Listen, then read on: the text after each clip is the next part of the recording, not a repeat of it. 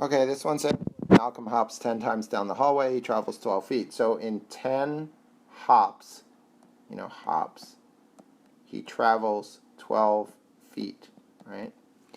And now it's saying, how many times would he need to hop to travel to his class 90 feet away, right? So this is just jumping out at us to make a proportion. What I can do first, though, is I can simplify this left-hand side, right? And I can get 5, 6 equals, some unknown x over 90, right?